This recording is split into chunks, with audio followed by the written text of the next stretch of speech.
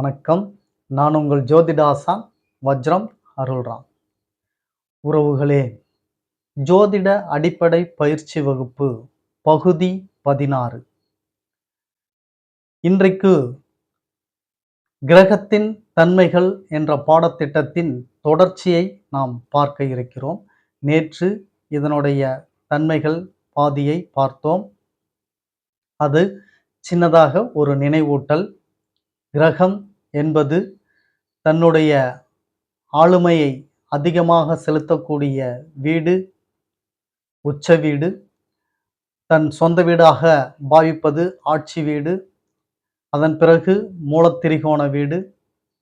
தன்னுடைய பலத்தை முழுவதுமாக இழக்கக்கூடிய வீடு நீச வீடு. இப்படி நேற்று இதனுடைய தன்மைகளை பார்த்தோம். இன்று இந்த கிரகங்கள் சம வீடு, நட்பு வீடு, பகை வீடு என்று இருக்கிறது.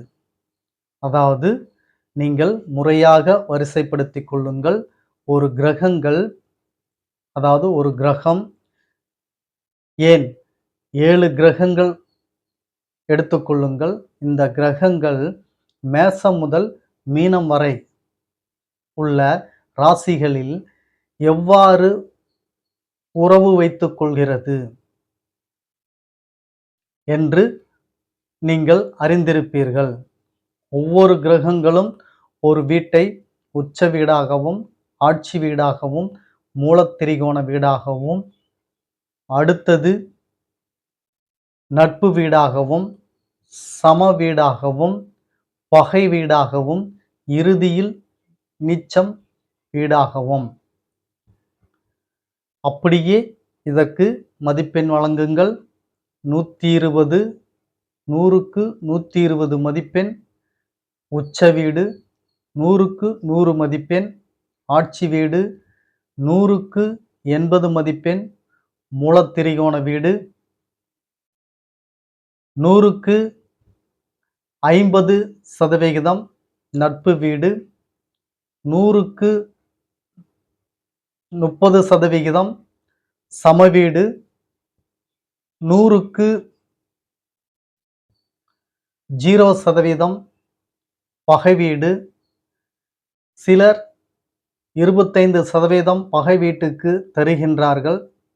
நமது ஆய்வுக்கூற்றுப்படி பகை வீடு என்பது நாம் ஒருவர் எதிரி வீட்டுக்கு சந்தர்ப்ப சூழ்நிலையால் சென்றுவிட்டோம் என்றால் அந்த வீட்டில் நாம் இயல்பாக இருக்க முடிகிறதா? இல்லை அல்லவா? நமது இயல்பு நிலையை தொலைத்துவிட்டு ஒரு கட்டி போட்டு இருக்கக்கூடிய சூழலாக அதை நாம் உணர்கிறோம். அதே போலத்தான் கிரகங்களும் எதிரி வீட்டில் அமர்ந்து விட்டால் கிரகங்கள் தன்னுடைய இயல்பு நிலையை இழந்து விடுகிறது. அங்கே அது நீச்ச தன்மை நிலையைத்தான் அடைகிறது என்பதனால் நாம் மார்க்கு, அதாவது மதிப்பெண் தரவில்லை. 0 மார்க் என்பது போல நமது ஆய்வுக்கு உட்பட்டு இருக்கிறது. நம்முடைய மாணக்கர்களும் இதையே நீங்கள் பின்பற்ற வேண்டும். இப்படி பலம் கூடுவதும் பலம் குறைவதும் நட்பு பாராட்டும் வகையில்தான் பலம் கூடுவதும் குறைவதும் என்பதை நீங்கள் தெளிவாக தெரிந்து கொள்ள வேண்டும். ஒரு வீடு அவருக்கு ஏற்றவாறான வீடாக இருந்தால் அது 100%. அவருக்கு ஏற்ற வீடாக இல்லாவிட்டால் அது 0%. அது பகை வீடாக இருந்தாலும் சரி, நீச்ச வீடாக இருந்தாலும் சரி, சமமான வீடு ஓரளவு 30 மதிப்பெண், நட்பு வீடு 50 மதிப்பெண், மூலத்திரிகோணம் 80 மதிப்பெண், ஆட்சி வீடு 100 மதிப்பெண், உச்ச வீடு 120 மதிப்பெண். இப்படி கிரகங்கள் இந்த 12 ராசிகளிலும் உறவாடுகின்றது.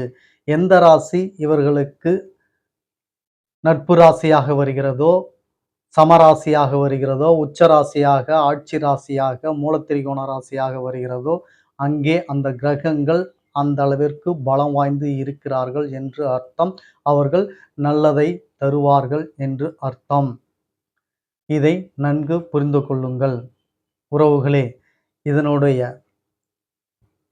தன்மைகள் இன்னும் நாம் நிறைய பார்க்க இருக்கிறோம். அதற்கு முன் புதிதாக நமது சேனலை பார்த்து கொண்டிருக்கக்கூடிய உறவுகளுக்கு நீங்கள் உங்கள் அக்கம் பக்கத்தாரிடம் மற்றும் நண்பர்கள், உறவினர்கள் அனைவரிடத்திலும் நமது சேனலை எடுத்துச் சொல்லி அவர்களையும் சப்ஸ்கிரைப் செய்ய சொல்லுங்கள். காரணம், நாம் ஸ்ரீ ஜெயகௌரி ஜோதிடாலய நிறுவனம் ஒன்றை நடத்தி கொண்டு வருகிறோம். அந்த நிறுவனத்தின் வழியாக இல்லாதவர்களுக்கும் இயலாதவர்களுக்கும் ஏழை எளியவர்களுக்கும் நம்மால் என்ற உதவிகளை செய்து கொண்டு வருகிறோம். நாம் செய்யக்கூடிய இந்த செயல்களினால் கிடைக்கப்பெறும் புண்ணியங்கள் அத்தனையும், அதாவது ஹோமம் வளர்ப்பது, வேள்வி வளர்ப்பது, இறை தொண்டு செய்வது, இவைகளில் உட்பட கிடைக்கக்கூடிய புண்ணியங்கள் அத்தனையும் நீங்கள் சப்ஸ்கிரைப் செய்து நமது குடும்பத்தினர் அங்கத்தினராக ஆகிவிடுவதால் உங்களுக்கும் அந்த புண்ணியத்தில் பங்கு உண்டு. உங்களுக்கும் உங்கள் குடும்பத்தாருக்கும் அந்த புண்ணியங்கள் வந்தடையும், வந்து சேரும். இதில் எந்தளவும் மாற்று கருத்து உங்களுக்கு வேண்டாம். நல்லதே நடக்கும் உறவுகளே. நீங்கள் பார்த்து கொண்டிருக்கக்கூடிய நீங்கள் முதலில் நமது சேனலை சப்ஸ்கிரைப் செய்யுங்கள். அருகில் இருக்கக்கூடிய பெல் பட்டனை ப்ரெஸ் பண்ணிக்கோங்க. லைக் பண்ணுங்க, ஷேர் பண்ணுங்க. இப்போ பதிவுக்குள்ள போகலாம் வாங்க உறவுகளே.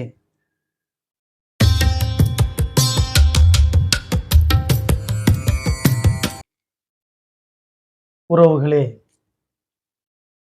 இந்த கிரகங்களுக்கு தன்மைகள் என்று சொல்லக்கூடிய குணாதிசயங்கள், இயல்புகள், கேரக்டர், இப்படி எது சொன்னாலும் அவைகளுக்கு அது சரியாக இருக்கும். அந்த தன்மைகள் என்பது சொல்லக்கூடிய கிரகத்தின் இயல்புகள் என்று சொல்லக்கூடிய பலன்களை தான் நாம் பார்த்து கொண்டு இருக்கிறோம்.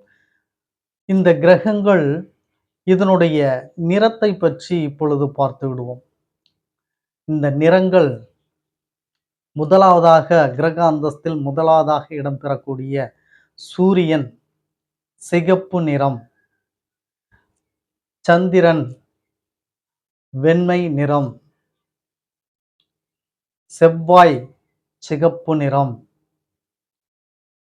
புதன் பச்சை நிறம், குரு மஞ்சள் நிறம், சுக்கிரன் வெள்ளை நிறம், சனி பகவான் கருப்பு நிறம், ராகு பகவான் நீல நிறம், கேது பகவான் பல வண்ணம் என்று சொல்லக்கூடிய மல்டிபிள் கலர், பல நிறங்கள் கேது பகவானுக்கு. இதுதான் கிரகத்தின் நிறங்கள். இதில் இன்னும் ஒரு சூட்சமம், இந்த சூரியனுக்கு சிகப்பு என்று சொன்னேன் அல்லவா, அது பியூர் சிகப்பு இல்லை, ஆரஞ்சு கலந்த சிகப்பு. சூரியனின் நிறம் ஆரஞ்சு கலந்த சிகப்பு நிறம், பியூர் சிகப்பு செவ்வாய் பகவானுக்கு. அதேபோல் சந்திரனுக்கு வெள்ளை, சுக்கிரனுக்கு வெண்மை என்று சொல்லியிருந்தேன். வெள்ளை என்பது இரண்டு கிரகங்களுக்கும் இருக்கும் பொழுது எதை பின்தொடர்வது என்ற சந்தேகம் உங்களுக்கு இருக்கும். இப்போ வெண்ணிற ஆடை, காட்டன், அதாவது பருத்தியில் நெய்த ஆடைகள், வெண்ணிற வண்ணம் உள்ள ஆடைகள் சந்திரனுக்கு உரியது.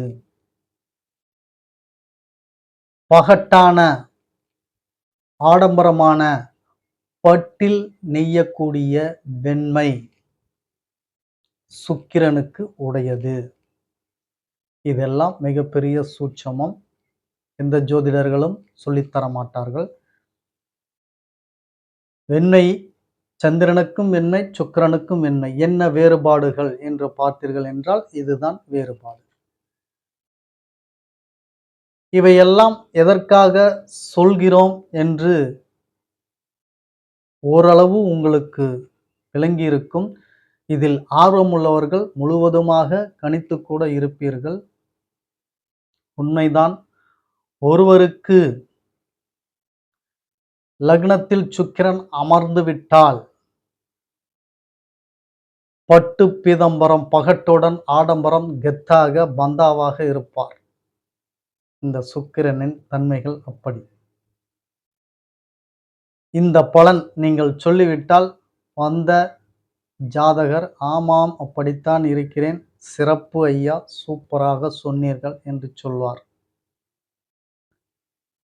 அந்த அளவிற்கு இந்த கிரகத்தின் தன்மைகள் முக்கியம் வாய்ந்தது என்பதை நீங்கள் புரிந்து கொள்ள வேண்டும். இந்த கிரகத்தின் தன்மைகள், ராசிகளின் தன்மைகள், நட்சத்திரத்தின் தன்மைகள், இந்த மூன்றும் நீங்கள் அறிந்து கொண்டால்தான் சிறந்த ஜோதிடராக ஆக முடியும்.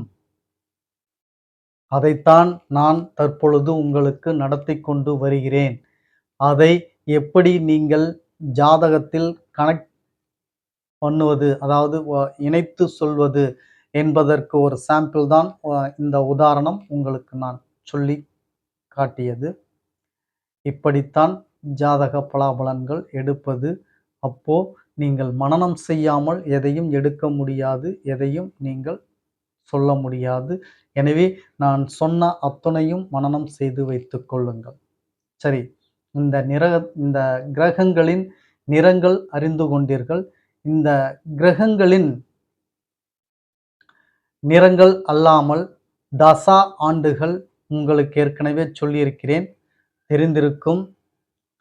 தசா ஆண்டுகள் இல்லாமல் இந்த கிரகங்களின் பகைகள், ஒரு கிரகத்திற்கு ஒரு கிரகம் நட்பு பாராட்டுகிறது, பகை பாராட்டுகிறது, சமமாக இருக்கிறது. இந்த 3 நிலை வகிக்கிறது. இது எப்படி என்பதை பார்த்து விடுவோம். முதலில் 2 நிலையாக பிரித்துக் கொள்கிறோம். எப்படி? நல்லவர்கள் ஒரு பக்கம், கெட்டவர்கள் என்று சொல்லக்கூடிய தீயவர்கள் ஒரு பக்கம். அப்போ நல்லவர்கள் எல்லாம் யார்? அவர்கள்தான் சுப கிரகங்கள். கெட்டவர்கள் எல்லாம் யார்? அவர்கள்தான் அசுப கிரகங்கள். அப்போ சுப கிரகங்களும் அசுப கிரகங்களும், சரிங்களா?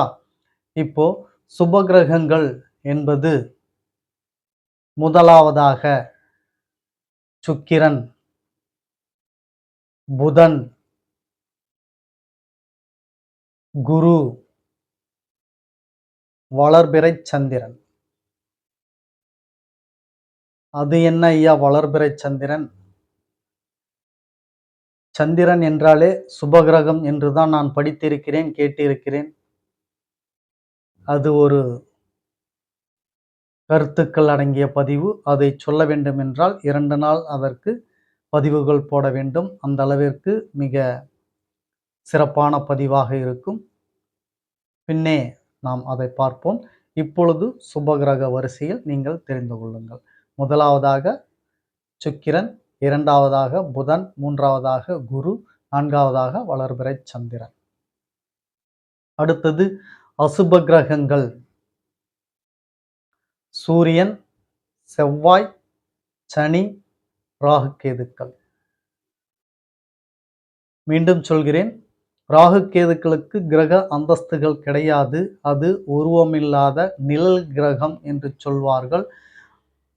கிரக அந்தஸ்து கிடையாது. ஆனால் அவைகள் கிரகங்கள் பட்டியலில் இடம்பெறும். எனவே அசுப கிரகங்கள் அந்தஸ்து பெறக்கூடிய 3 கிரகங்கள் தான் சூரியன், செவ்வாய், சனி. ராகு கேதுக்கள் இயற்கையாகவே அவர்கள் அசுப கிரகங்கள். அது மட்டுமல்லாமல் கிரக அந்தஸ்து இல்லாதவர்கள். இப்படி சுபர்களாக அசுபர்களாக நாம் பிரித்து விட்டோம். இங்கே எவரெவர்க்கு எவர் நட்பு வீடாக இருப்பார்கள் என்பது இந்த அட்டவணைப்படுத்தும் பொழுதே உங்களுக்கு புரிந்திருக்கும். இப்போ அசுப வீட்டில் உள்ளவர்கள் எல்லாம் அவர்களுக்குள் நட்பு பாராட்டுவார்கள். சுப வீட்டில் இருப்பவர்கள் எல்லாம் அவர்களுக்குள் நட்பு பாராட்டுவார்கள். உங்களுக்கு புரிந்திருக்கும் என்று நினைக்கிறேன். இப்போ சுபர்கள் அப்படி என்று வைத்துக் கொண்டீர்கள் என்றால் சுக்கிரன், குரு, புதன், வளர்பிறை சந்திரன். சரி, இவர்கள் சுபர்கள். அசுபர்கள் குரு, மன்னிக்கவும், சூரியன், செவ்வாய், சனி, ராகு, கேது. சரி, இவர்களுக்குள் நட்பு யார் யார் என்று வைத்துக்கொண்டால் ஒரே அணியில் உள்ளவர்களாக இருக்க மாட்டார்கள். அந்த அணியில் உள்ளவர்களும் நட்பு பாராட்டுவார்கள். இதுதான் இங்கு விதிவிலக்கு. உதாரணத்திற்கு சுக்கிரன் என்பவர் சுபராக இருக்கிறார். ஆனால் சுப அணியில் இருக்கக்கூடிய குருவிற்கும் அவருக்கும் ஆகாது. அதேபோல் சந்திரனுக்கும் அவருக்கும் ஆகாது. இவர்கள் இருவருக்கும் அவருக்கு ஆகாது. புதன் ஏற்றுக்கொள்வார். அதேபோல் எதிரணியில் சனி பகவானுக்கு நட்பு பாராட்டுவார். அதேபோல ராகு கேதுகளுக்கு நட்பு பாராட்டுவார். செவ்வாயும் சூரியனும் அவருக்கு பகையாக இருக்கும். இதையெல்லாம் குறித்துக் கொள்ளுங்கள் நீங்கள். சுக்கிரனுக்கு எது பகைக்கோள், எது நட்புக்கோள். இப்பொழுது சொன்னது எல்லாம் நீங்கள் குறித்துக் கொள்ள வேண்டும். அடுத்தது புதன். புதனுக்கு சுக்கிரன் நட்பு. அதேபோல் குருவும் அவருக்கு நட்பு பாராட்டுவார். அதாவது குரு புதனுக்கு நட்பு பாராட்டுவார். புதன் குருவை எதிரியாக பாவிப்பார். அதேபோல சூரியனிடம் நட்பு பாராட்டுவார். செவ்வாய்க்கு பகை. ராகு கேதுகளுக்கு நட்பு பாராட்டுவார். சனிக்கு நட்பு பாராட்டுவார். இது புதனுக்கு பகை நட்பு கோள்கள். அடுத்தது குரு பகவான். குரு சுக்கிரன் ஜென்ம பகை, ஜென்ம எதிரி என்று சொல்வது போல முதல் பகையாளி யார் என்று கேட்டால் குருவிற்கு சுக்கிரன். அதன் பிறகு புதன். அதன் பிறகு மீதமுள்ள கோள்கள் அத்தனையும் குருவிற்கு சமமாகவும் நட்பாகவும் எடுத்துக்கொள்கிறார். அதேபோல் வளர்பிறை சந்திரன். இந்த சந்திரன் எவருக்கும் பகை என்று இல்லை. எல்லோர் வீட்டிற்கும் அவர் நட்பு அல்லது சமம். ஆனால் சந்திரனை பகையாக எடுத்துக்கொள்ளக்கூடிய கிரகங்கள் இருக்கின்றது. இப்படி கிரகங்களில் நட்பு, பகை என்று நீங்கள் புரிந்து கொண்டிருப்பீர்கள். இவைகள் தெரிந்து கொண்டால் அவர்களின் வீடுகளில் கிரகம் அமரும் பொழுது இது நட்பு வீடா, பகை வீடா, சம வீடா என்று உங்களுக்கு தெரிந்துவிடும். கிரகத்தின் தன்மைகள் இது. இன்னும் நிறைய இருக்கிறது. கால நேரம் இல்லாததால் இதனுடைய தொடர்ச்சியை நாம் பார்க்க வேண்டுமா வேண்டாமா என்பதை நீங்கள்தான் தீர்மானம் செய்ய வேண்டும்.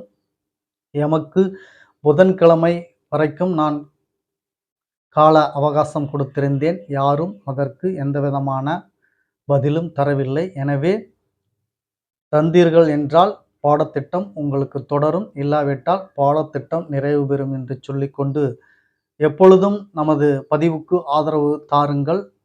மீண்டும் ஒரு நல்ல பதிவில் உங்களை சந்திக்கும் வரை உங்களுக்கு நன்றி, வணக்கம் சொல்லிக் கொள்கிறேன் உறவுகளே.